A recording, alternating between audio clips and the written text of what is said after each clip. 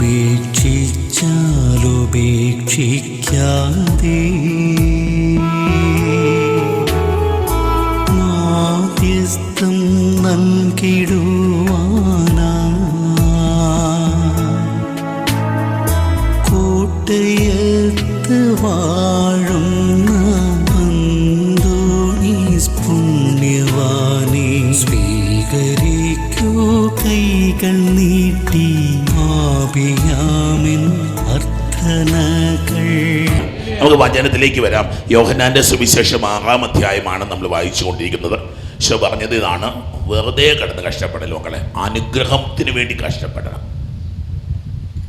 ഉപവസിക്കുന്ന പ്രാർത്ഥനയൊക്കെ അനുഗ്രഹത്തിന്, നശ്വരമായ അപ്പത്തിന് വേണ്ടിയല്ല, അനശ്വരമായതുണ്ട്.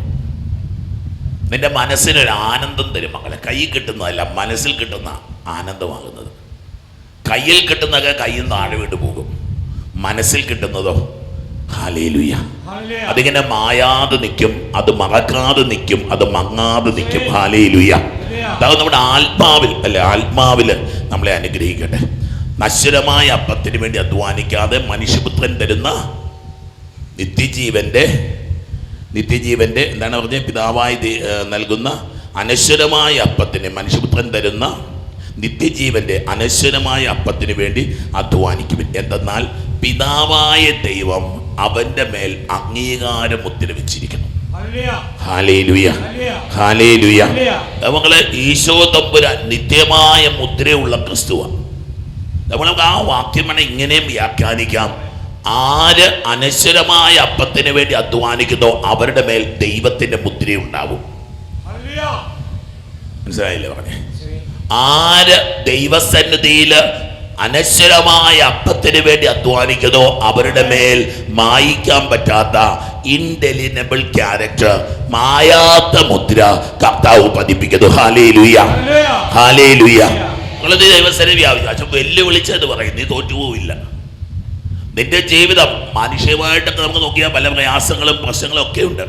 പക്ഷെ ആത്മീയമായിട്ട്, ആന്തരികമായിട്ടൊരു ആനന്ദം, ഉള്ളിലൊരു ആനന്ദം. ചിലരൊക്കെ വന്നിട്ട് വച്ചാൽ എന്നാ അതിൽ വലിയ സങ്കടം, കുറച്ച് ദിവസമായിട്ട് മനസ്സിലൊരു സങ്കടം, ആലോചിച്ച് നോക്കിയിട്ട് എത്തും പിടിയും കിട്ടണില്ല. പക്ഷെ എനിക്കൊരു മൂഡില്ല, ഒരു വല്ലാത്ത സങ്കടത്തിലാണ്. ഹല്ലേലൂയ. അനേകം മക്കളുടെ അവസ്ഥ ഡിപ്രഷനിലേക്ക് പോകുന്ന മക്കൾ. ആരാ ഡിപ്രഷനിൽ പോകുന്നറിയോ? പ്രാർത്ഥിക്കാത്ത മനുഷ്യർ ഡിപ്രഷനിലേക്ക് പോകും മക്കളെ. ദൈവത്തിൽ വിശ്വസിക്കാത്ത മക്കൾ ഡിപ്രഷനിലേക്ക് പോകും. ഞാൻ സയൻസായി ബൈബിൾ അല്ല പറഞ്ഞുകൊണ്ടിരിക്കുന്നത് ഇപ്പോഴാണ്, ഞാൻ സയൻസാ പറയുന്നത്. നമ്മൾ പ്രാർത്ഥിക്കുമ്പോൾ, നമ്മൾ പ്രത്യാശിക്കുമ്പോൾ നമ്മുടെ ബ്രെയിനിലെ സെൽസ് വർക്ക് ചെയ്യും. അല്ലെങ്കിൽ നമ്മുടെ ശരീരത്തിൽ ഒരു പ്രത്യേകത ഫെയ്ത്ത് ഹോർമോൺസ് എന്ന് പറഞ്ഞ ഹോർമോണുണ്ട്, ഹോപ്പ് ഹോർമോൺസ് എന്ന് പറഞ്ഞ ഹോർമോണുണ്ട്, ലവ് ഹോർമോൺ ഉണ്ടെന്ന് നമുക്കറിയാം. നമ്മൾ വിശ്വസിക്കുമ്പോൾ പ്രതീക്ഷകളാണ്, വലിയ പ്രത്യാശയാണ്, ഹോപ്പിന്റെ ഹോർമോൺ ഉണ്ട് മക്കളെ. Hallelujah, hallelujah. അതാ ഈ ശുശ്രൂഷ പങ്കെടുത്ത് നമുക്ക് വലിയൊരു ധൈര്യം കിട്ടുക. ഒരു ഞാൻ രാവിലെ ഇവിടെ വരുമ്പം ഒരു 4:30 മണി കഴിയുമ്പോഴത്തേന് എനിക്കൊരു 10, 300, 400 പേര് ആൾക്കാർ ചുറ്റുന്നിപ്പുണ്ട്. പലരും ഒരു ബ്ലെസ്സിങ്. അത് കഴിഞ്ഞ് ഓടി റെയിൽവേ സ്റ്റേഷനിൽ പോയി ബസ് സ്റ്റാൻഡിൽ പോയി അവർ ചിലപ്പോൾ പോകും. അത് കഴിഞ്ഞിട്ട് കൈവപ്പം വാങ്ങിച്ചിട്ട് ഓടുന്ന കാണാം ചിലർ. ജോലിക്ക് ദൂര സ്ഥലങ്ങളിലേക്ക് വന്ന് ട്രെയിൻ പിടിക്കാൻ പോകുന്നവരൊക്കെ ആയിരിക്കും. പക്ഷേ രാവിലെ വന്ന ഒരു കൈവപ്പ് വാങ്ങിച്ച് പോകുമ്പോൾ അവർക്ക് എല്ലാം വായി. കാരണം അവിടെ വെളുപ്പിന് ട്രിവാൻഡ്രത്ത് തന്നവരാണ്, അല്ലെങ്കിൽ അങ്ങനെയുള്ള മനുഷ്യരാണ്, ദൂരേക്ക് യാത്ര ചെയ്യുന്നവരാണ്. ഓരോന്ന് രാവിലെ വന്ന് നിൽക്കുക ഒരു കൈവപ്പിന് വേണ്ടിയിട്ട്. ദൈവമക്കളെ, നീ ഒരു തിരി കത്തിച്ചാൽ നോക്കി, നിങ്ങൾ നോക്കിക്കേ. നിങ്ങൾ ഒത്തിരി സങ്കടപ്പെട്ടിരിക്കുമ്പോൾ ഒരു തിരി എടുത്ത് കത്തിച്ച് നോക്കിക്കേ. ഇവിടുന്ന് വെഞ്ചരിച്ച തിരി എന്ന് പറഞ്ഞ് നിങ്ങൾ കൊണ്ടുപോകുന്നുണ്ടല്ലോ. ഒത്തിരി സങ്കടം വരുമ്പോൾ ഒരു വെഞ്ചരിച്ച തിരി എടുത്ത് കത്തിച്ച് നോക്കിക്കേ. റിസൾട്ട് നിങ്ങൾ നാളെ വന്ന് പറഞ്ഞാൽ മതി. ഏത് സങ്കടമോ, ഏത് പ്രശ്നമോ, ഏത് പ്രയാസമുണ്ടോ, നിങ്ങൾ ഇവിടുന്ന് തിരി വെഞ്ചരിച്ചുണ്ടോ ആ തിരി ഒന്ന് കത്തിച്ച് നോക്ക്. നിങ്ങളുടെ സങ്കടവും മാറും, നിങ്ങളുടെ ദുഃഖവും മാറും, നിങ്ങളുടെ നിരാശയും മാറും. നിങ്ങൾ അറിയാതെ ദൈവമേ എന്ന് വിളിച്ചു പോകും. ആ സമയത്ത് നിങ്ങളുടെ ജീവിതത്തിൽ ഒരു അനുഗ്രഹം ഉണ്ടാവും. ഹല്ലേലൂയ. ഇനി മുതൽ നിങ്ങൾ ചെയ്യാനുള്ള ഒരു പ്രാക്ടീസ് അച്ഛൻ പറഞ്ഞു തരിക. ഒരു സങ്കടം വരുമ്പോൾ ഒരു മെഴുകുതിരി കത്തിച്ചത് പ്രാർത്ഥിച്ചു. നമ്മൾ ഈ ധ്യാനത്തിനൊക്കെ പോകുമ്പോഴേ, ധ്യാനത്തിൻ്റെ അവസാനം നമ്മളൊരു ദീപാർച്ചന ശുശ്രൂഷയുണ്ട്. അപ്പോൾ ആളുകളോട് നിങ്ങൾ തിരികൾ കൊണ്ട് തിരികത്തി വെഞ്ചരിച്ചോളുക. നിങ്ങളുടെ ജീവിതത്തിൽ എന്തെങ്കിലും അത്യാവശ്യങ്ങളോ ദുഃഖങ്ങളോ ദുരിതങ്ങളോ ഒക്കെ വരുമ്പോൾ ഈ തിരി കത്തിച്ച് പ്രാർത്ഥിച്ചോളാൻ പറയും. ഞാൻ നിങ്ങളോടും പറയാം, ആദ്യമായിട്ട് ഇവിടെ പറയുന്നെന്ന് തോന്നുന്നു. നിങ്ങൾ ഒരു തിരിയൊക്കെ കൊണ്ടുപോയി വെച്ചിരിക്കണം. ഒരു വിഷമം വരുമ്പം കത്തിക്കാൻ, ഒരു വേദന വരുമ്പോൾ കത്തിക്കാൻ, ഒരു സങ്കടം വരുമ്പം കത്തിക്കാൻ ഒരു തിരി കൊണ്ടുപോകണം മക്കളെ. ആ തിരി കത്തിക്കുമ്പോൾ നിങ്ങളുടെ മനസ്സിലൊരു തിരി കത്തും, ഒരു വലിയ പ്രകാശം ഉണ്ടാവും, മനസ്സിലൊരു ധൈര്യം കിട്ടും. ദൈവം നിങ്ങളുടെ ഹൃദയങ്ങളെ പ്രകാശിപ്പിക്കും. നിങ്ങളുടെ സങ്കടം പോകും, നിരാശ പോകും, പോട്ടെന്ന് വന്നു കർത്താവ് തരുന്ന മതി എന്ന് പറയും. ഹല്ലേലൂയ, ഹല്ലേലൂയ, ഹല്ലേലൂയ. എന്നാൽ പിതാവായ ദൈവം അവന്റെ മേൽ അംഗീകാര മുദ്ര പതിച്ചിരിക്കുന്നു. ആര് വിശ്വസിക്കുന്നുവോ, ആര് പ്രത്യാശിക്കുന്നുവോ, ആര് പ്രാർത്ഥിക്കുന്നുവോ അവരുടെ മേൽ കർത്താവിന്റെ ഒരു അംഗീകാര മുദ്ര. പരിശുദ്ധാത്മാവ്, പരിശുദ്ധാത്മാവില്ല പ്രാർത്ഥിക്കാൻ പറ്റില്ല. പരിശുദ്ധാത്മാവുണ്ടെങ്കിൽ അത് മതി മക്കളെ നമുക്ക്. Hallelujah, hallelujah. അപ്പോൾ അവർ ചോദിച്ചു, ദൈവഹിതം അനുസരിച്ച് പ്രവർത്തിക്കുന്നവരാകാൻ നമുക്ക് എല്ലാവർക്കും വേണമല്ലേ? മോശമാകാൻ ആഗ്രഹിക്കുന്ന ആരും ഇവിടെ ഇല്ല. വിശുദ്ധരാകാൻ ആഗ്രഹിക്കുന്നവർ. ഇന്നലെ മറിയം ത്രേസ്യയുടെ തിരുനാളായിരുന്നു, വിശുദ്ധ മറിയം ത്രേസ്യ. ഞാൻ പ്രാർത്ഥിക്കും, അത് ജീവചരിത്രമൊക്കെ വായിച്ചപ്പോൾ എനിക്ക് മനസ്സിലായ കാര്യം പറയട്ടെ. ഒരു വിശുദ്ധനാകാൻ എളുപ്പമാണ്, ഒരു വിശുദ്ധിയാകാൻ എളുപ്പമാണ്. നിങ്ങളെല്ലാം കൂടെ എന്നെ നോക്കണ്ട പറയുന്നത് മനസ്സിലായോ? എനിക്ക് മനസ്സിലായി. മറിയം ത്രേസ്യ പഠിപ്പിച്ചെന്നൊരു കാര്യം എനിക്ക് തോന്നുന്നു.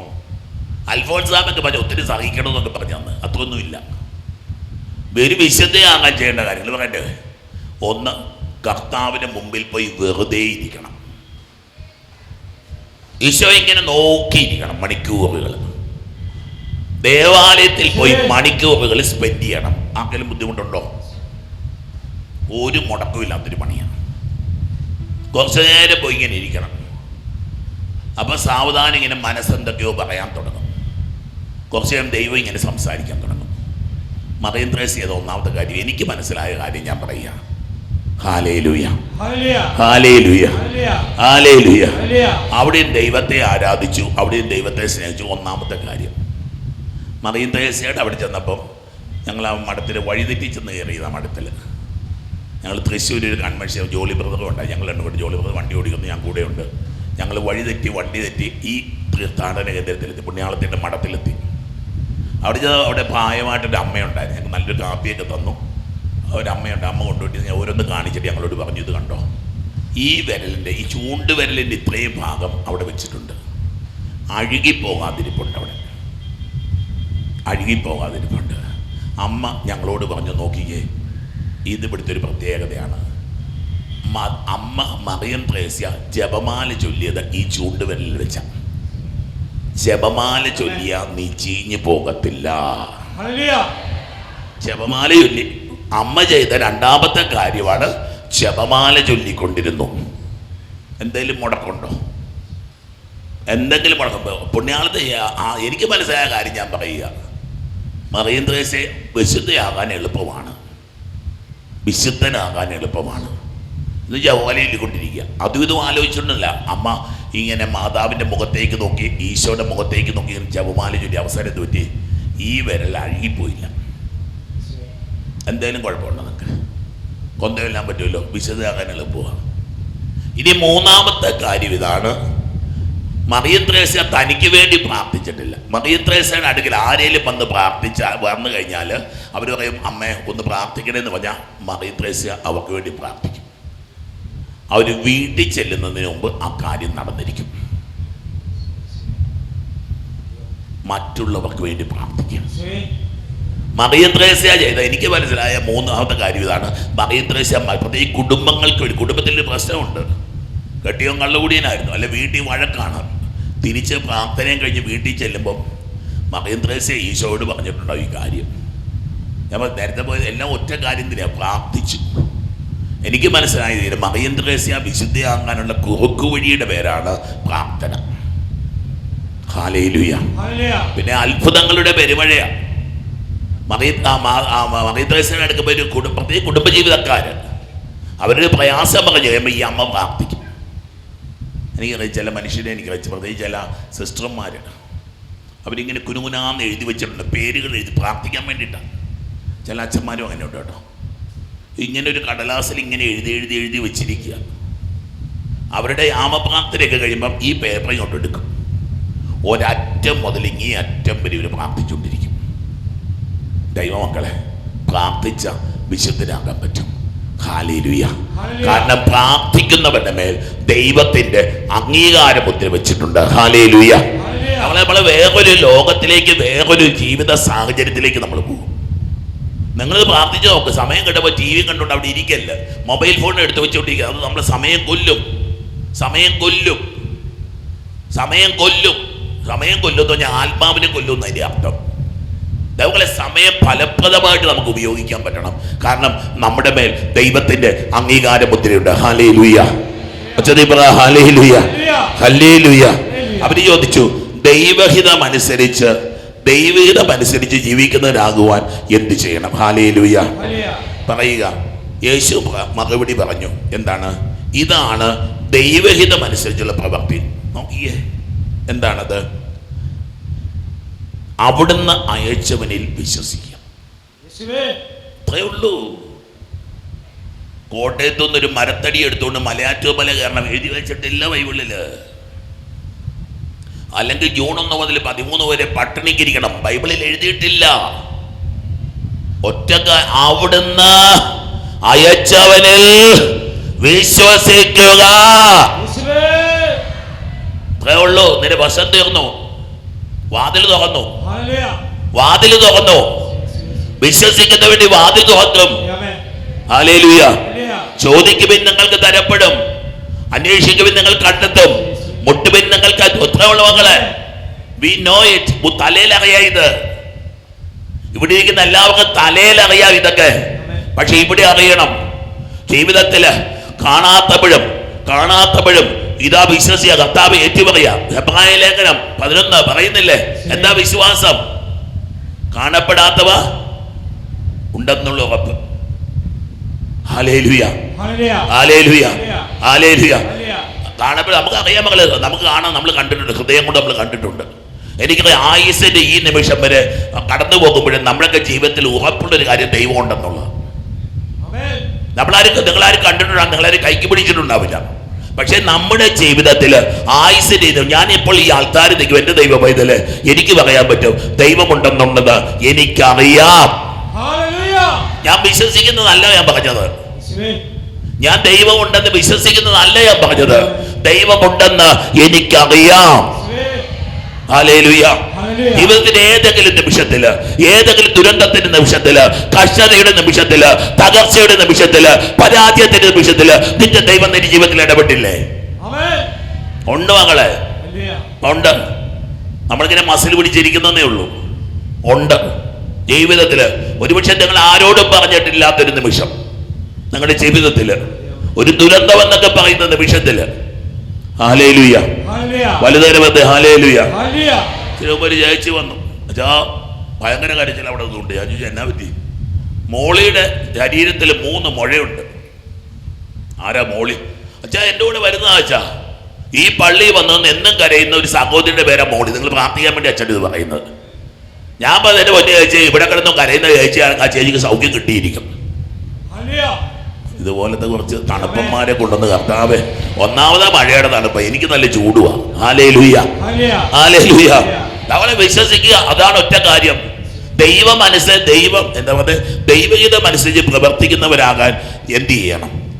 യേശു മറുപടി പറഞ്ഞു, ഇതാണ് ദൈവഹിതമനുസരിച്ചുള്ള പ്രവൃത്തി, അവിടുന്ന് അയച്ചവനിൽ വിശ്വസിക്കുക. ഒച്ചതി പറഞ്ഞേ ഹല്ലേലൂയ. ഹല്ലേലൂയ. ഹല്ലേലൂയ. ഒറ്റ കാര്യമുള്ളൂ, ഫിനിഷ്ഡ്. ഈ വെള്ള ഓസ്തിയിൽ ക്രിസ്തു ഉണ്ടെന്ന് നീ വിശ്വസിച്ചാ നീ രക്ഷപ്പെട്ടടാ കുട്ടാ. വേറെ ഒന്നും നീ ചെയ്യാൻ പോകണ്ട. അബ്രഹാം വിശ്വസിച്ചു, അതവന് നീതിയായി പരിണമിച്ചു. ഹല്ലേലൂയ. ഇബ്രാഹിം 11 പോയി വായിച്ചു. ഹോംവർക്ക് പുണ്യാളന്റെയും പെരുന്നാൾ മാസത്തില് പറ്റുമെങ്കിൽ പോയിരുന്നത് വായിച്ചു. ഞാനും വായിക്കാൻ നോക്കാം. ഇബ്രാഹിം 11. നമ്മൾ ഈ വചനം ഉണ്ടല്ലോ, വചനം ധ്യാനിക്കണം. ഈ വചനം ഇങ്ങനെ കാണണമെങ്കിൽ തോറ്റു തുന്നമ്പാടി വഴി നിൽക്കുന്ന ഭാര്യ സാറായെ പോലും പിടിച്ചു കൊടുക്കുക. കാരണം കൊന്നുകളയെന്ന് പേടിച്ച് ഭീരുവായിട്ട് നിൽക്കുന്നവന്റെ പേരാ നമ്മുടെ പൂർവ്വപിതാവായ അബ്രഹാം.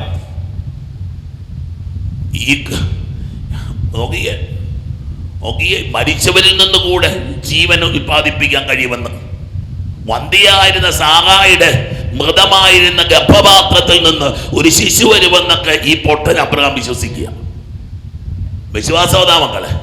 ഈ പോഴത്തരത്തിന്റെ പേരാ, ഈ പൊട്ടത്തരത്തിന്റെ പേരാ, മനുഷ്യന് മനസ്സിലാക്കാത്തതിന്റെ പേരാ ഈ വിശ്വാസത്തിന്റെ അനുഭവം.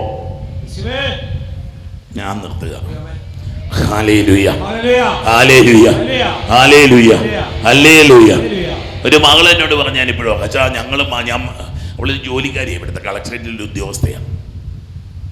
ഞാൻ മാലയിടാൻ നിൽക്കുമ്പോൾ ഇവിടെ പറയുന്ന കാര്യങ്ങളെല്ലാം കേട്ടിട്ട് ഞാൻ തിരിച്ച് വീട്ടിൽ ചെന്നിട്ട് എൻ്റെ അമ്മയോട് പറഞ്ഞു കൊടുക്കും. ഒന്നും തോന്നിയില്ല. ആരുമില്ലാത്ത മനുഷ്യന്മാരെല്ലാം കൂടെ ഇന്ന് വന്നിരിക്കുകയാണ്. എന്ത് പറ്റി നിങ്ങൾക്ക്? ഹല്ലേലൂയ. സമയാമം തീർന്നുള്ളൂ. ഞങ്ങളെ എനിക്കത് ഭയങ്കര സ്ട്രൈക്കിംഗ് ആയിപ്പോയി. ഈ മകള് മറ്റൊരു മതത്തിൽപ്പെട്ടതാണ്. ഇവിടെ വന്നിങ്ങനെ മാല ഇത്ര സമയമേ ഉള്ളൂ. നമുക്ക് 10 മണിയാകുമ്പോൾ ഓഫീസിൽ കയറണ്ടേ, 9:45 പോകും. അതുവരെ ഇവിടെ ഉണ്ട്. രാവിലെ 8 മണിയാകുമ്പോൾ വരും. ഇവിടുന്ന് പറയുന്നതൊക്കെ കേട്ടിട്ട് ഇത് എന്ന് വീട്ടിൽ ചെന്ന് പറയും. ദൈവം ഉറപ്പല്ല ആ വീട്ടിൽ അത്ഭുതം, ആ വീട്ടിൽ അനുഗ്രഹം ഉറപ്പാ മക്കളെ. ഹല്ലേലൂയ, ഹല്ലേലൂയ, ഹല്ലേലൂയ. ഇതുവരെ മിണ്ടാതിരുന്നവരെല്ലാരും കൂടി ചേർന്നൊരു ഹല്ലേലൂയ പറഞ്ഞേ. ഹല്ലേലൂയ. ഉറപ്പാ മക്കളെ. എൻ്റെ ഈ ഹല്ലേലൂയയ്ക്കൊക്കെ ഒരു അഭിഷേകം. അതുകൊണ്ട് അച്ഛനെ കിടന്ന് ഒച്ച വെപ്പിക്കുന്നത്. ഈ ഒച്ച വെച്ചൊക്കെ പറയുന്നവർക്ക് ഒരു വിശ്വാസമുള്ളവരാ. ചിലരിങ്ങനെ വളരെ സൈലന്റ് ആയിട്ട് ഇരിപ്പുണ്ട്. മിണ്ടായിരുന്ന അവിടെ ഇരുന്ന് പോകത്തേ ഉള്ളൂ മക്കളെ. അത് ഉപ്പുതൂണാണ് മിണ്ടാത്തത്. മനുഷ്യന്റെ ഒച്ചത്തെ ഹല്ലേലൂയൊക്കെ വിളിച്ചു ആ യാത്രയിൽ. Hallelujah, hallelujah. ഞങ്ങൾ കണ്ട് വിശ്വസിക്കേണ്ടതിന് എന്തടയാളമാണ് നീ ചെയ്യുക? എന്താണ് നീ പ്രവർത്തിക്കുക? ഞങ്ങൾ കണ്ട് വിശ്വസിക്കേണ്ടതിന് അടയാളം എന്താ? Hallelujah, hallelujah. അടയാളം ദൈവമുണ്ടതിന് ഒരു തെളിവതാ. എന്തടയാളമാണ് നീ ഞങ്ങൾക്ക് വേണ്ടി ഞങ്ങൾ വിശ്വസിക്കുക? നീ എന്താണ് പ്രവർത്തിക്കുക? ദൈവമക്കളെ, ഞാനും നിങ്ങളും വിശ്വസിക്കുന്നതിന് വേണ്ടി ദൈവം ചെയ്ത ഏറ്റവും വലിയ പ്രവൃത്തി ഇതാണ്. അവൻ ശക്തനായിരുന്നു, അവന്റെ മേൽ ആർക്കും അധികാരമില്ലായിരുന്നു. എന്നിട്ട് അവനൊരു ദാസന്റെ രൂപം സ്വീകരിച്ച് അവൻ ഒരു കുറ്റവാളിയെ പോലെ, അവനൊരു അടിമയെ പോലെ വ്യാപരിച്ച് ഇതാ കാൽവരി കുരിശിൽ അവൻ സ്നേഹത്തെ പ്രതി നമുക്ക് വേണ്ടി മരിച്ചു. ഇതാണ് അവൻ പ്രവർത്തിച്ചത്. Hallelujah, hallelujah. ബൈബിള് വായിച്ച് ഞാൻ കഴിഞ്ഞോണ്ട് പറഞ്ഞില്ലേ, എന്താ ലൂക്കാസ് അല്ല അപ്പോസ്തലൻ നടപടി വായിക്കാൻ കഴിഞ്ഞ ഇടയ്ക്ക് പറഞ്ഞായിരുന്നു. പെസഹ കാലത്തിൽ ചില മനുഷ്യരുണ്ടല്ലോ ഈ കൂട്ടത്തിൽ ഇരിക്കുന്നത്. പിന്നത്തെ ചൊവ്വാഴ്ച വന്നിട്ട് പറഞ്ഞാൽ 3 തവണ അപ്പോസ്തലൻ നടപടി വായിച്ചു കഴിഞ്ഞു. 3 തവണ വായിച്ചിട്ടാ ഞാനൊന്ന് ട്രൈ ചെയ്ത് നോക്കി. 3ഒന്നുമില്ല, അതിൽ കൂടുതൽ വായിക്കാൻ പറ്റും. ഒരു ദിവസം സമയം എടുത്താൽ ഞങ്ങളെ ഒരു ദിവസമൊക്കെ എടുത്തു കഴിഞ്ഞാൽ ചിലപ്പം നമുക്കത് വായിച്ചു തീർക്കാൻ പറ്റും. നല്ല സുന്ദരമായിട്ട്. ചുമ്മാ ഓടിച്ച് വായിക്കുന്നതല്ല. ഒരു 2 ദിവസം എടുത്ത് അപ്പോസ്തലനോട് വായിച്ചു തീർക്കണം. അന്ന് ആ കൊച്ചു വന്ന് എന്നോട് പറഞ്ഞു, ഞാൻ അത്ഭുതം വെച്ചാൽ 3 തവണ വായിച്ചെന്ന് എന്നോട് പറഞ്ഞു. ദൈവമക്കളെ, പറഞ്ഞു വെക്കുന്ന ഇത്രയേ ഉള്ളൂ. നിനക്ക് ദൈവത്തോട് തോന്നുന്ന ആകർഷണം അത് ദൈവത്തിന് നിന്നോട് തോന്നുന്ന ആകർഷണമാണ്. നിനക്ക് ദൈവത്തോട് തോന്നുന്ന അടുപ്പം അത് ദൈവത്തിന് നിന്നോട് തോന്നുന്ന അടുപ്പമാണ്. നിനക്ക് ദൈവത്തോട് തോന്നുന്ന ആകർഷണം അത് ദൈവത്തിന് നിന്നോട് തോന്നുന്ന ആകർഷണമാണ്. ഹല്ലേലൂയ. ആണോ മക്കളെ? പ്രാർത്ഥിച്ചോ എന്ന് പറഞ്ഞുകൊണ്ടിരിക്കുന്നത്. പ്രാർത്ഥിച്ചോ എന്ന് പറയാൻ കാര്യം അതാണ്. ദൈവത്തിന് നിന്നോട് ഒരാകർഷണം. ദൈവത്തിന് അതൊക്കെ എന്താ എൻ്റെ പിതാവ് ഏലിയായുടെ കാര്യമൊക്കെ പ്രസംഗിക്കുന്നുണ്ടായിരുന്നല്ലോ. ഏലിയായോട് ദൈവത്തിൻ്റെ ഒരു അടുപ്പം തോന്നി. ആ വിധവയോട് ദൈവത്തിൻ്റെ ഒരു അടുപ്പം തോന്നി. ഹല്ലേലൂയ, ഹല്ലേലൂയ, ഹല്ലേലൂയ, ഹല്ലേലൂയ. എന്താണ് നീ അവിടുന്ന് അവർക്ക് ഭക്ഷിക്കാൻ അപ്പം കൊടുത്തു. അവിടുന്ന് അവർക്ക് ഭക്ഷിക്കുവാൻ സ്വർഗ്ഗത്തിൽ നിന്ന് അപ്പം കൊടുത്തു എന്ന് എഴുതപ്പെട്ടിരിക്കുന്നത് പോലെ ഞങ്ങളുടെ പിതാക്കന്മാർ മരുഭൂമിയിൽ വെച്ച് മന്ന ഭക്ഷിച്ചു. അവർ പറഞ്ഞു യഹോവയായ ദൈവമുണ്ട് എന്ന് ഞങ്ങൾക്കറിയാം. കാരണം അന്ന് ആകാശത്തു നിന്ന് മന്ന ഞങ്ങളുടെ പിതാക്കന്മാർക്ക് ഭക്ഷിക്കാൻ കൊടുത്തു. മന്ന കൊടുത്തു. മരുഭൂമിയിൽ മന്ന കൊടുത്തു. അവൻ അപ്പം ഇട്ട് കൊടുത്തു. ദൈവമക്കളെ, ഞാൻ വചനത്തിലേക്ക് അവസാനിപ്പിക്കുക. ഇവിടെ സമയമായി. അവൻ പറഞ്ഞു, എൻ്റെ ശരീരം നിങ്ങൾ തിന്നോളാൻ പറഞ്ഞു. എൻ്റെ ശരീരം നിങ്ങൾ തിന്നു. ഞാനൊരു അപ്പം കുറച്ച് വാങ്ങിച്ചു തരുമല്ല, അല്ലെങ്കിൽ കുറച്ച് കല്ലെടുത്തിട്ട് അല്ലെങ്കിൽ കുറച്ച് മണ്ണ് വാരിയിട്ട് ഞാൻ അപ്പം ഉണ്ടാക്കി തരാനല്ല പോകുന്നത്. ഞാൻ പറയുക, നിങ്ങൾ എൻ്റെ ശരീരം ഭക്ഷിക്കുന്ന തിരുവചനം പറയുക. ഹല്ലേലൂയ, ഹല്ലേലൂയ, ഹല്ലേലൂയ, ഹല്ലേലൂയ, ഹല്ലേലൂയ. യേശു മറുപടി പറഞ്ഞു, സത്യമായി ഞാൻ നിങ്ങളോട് പറഞ്ഞു, മോശയല്ല നിങ്ങൾക്ക് സ്വർഗത്തിൽ നിന്ന് അപ്പം തന്നത്, എൻ്റെ പിതാവാണ്. ഓർത്തോ മക്കളെ, ജീവിതത്തിൽ എന്തെങ്കിലും ഉണ്ടെങ്കിൽ ദൈവം തന്ന ദാനമാണ്, ദൈവത്തിന്റെ അനുഗ്രഹമാണ്. ഈ ആയുസ്, ഈ ആരോഗ്യം, ഈ ജീവൻ, ഈ ജീവിതം നിനക്കുള്ളതല്ല, ദൈവത്തിന്റെ സമ്മാനമാണ്. Hallelujah, hallelujah. എൻ്റെ പിതാവാണ് യഥാർത്ഥത്തിൽ നിങ്ങൾക്ക് അപ്പം തരുന്നത്. എന്തെന്നാൽ ദൈവത്തിന്റെ അപ്പം സ്വർഗത്തിൽ നിറങ്ങി വന്ന് ലോകത്തിന് ജീവൻ നൽകുന്നത് അത്രേ. ദൈവമക്കൾ ഇന്നത്തെ ക്രിസ്തു വന്ന അപ്പം നിനക്ക് ജീവൻ തരും മക്കള്. നിനക്ക് ജീവൻ ഉണ്ടാകാനും അത് സമർത്ഥമായി ഉണ്ടാകാനും കർത്താവിന്റെ കരങ്ങളിലേക്ക് ഒന്ന് സമർപ്പിച്ച് ഒരു പുത്തൻ അഭിഷേകത്തിലേക്ക്, ഒരു പുതിയ അപ്പം കഴിക്കുന്നവര്, ഒരു പുതിയ ഭക്ഷണം കഴിക്കുന്നവര്, ഒരു പുതിയ കുർബാന സ്വീകരിക്കുന്ന ദൈവ പൈതലായിട്ട് നിന്നെ കർത്താവ് മാറ്റുക. ജീവിതം പ്രഭാവിച്ച മക്കള്, നിന്റെ വേദനകളും നിന്റെ സങ്കടങ്ങളും നിന്റെ ആഗ്രഹങ്ങളും നിന്റെ നിയോഗങ്ങളും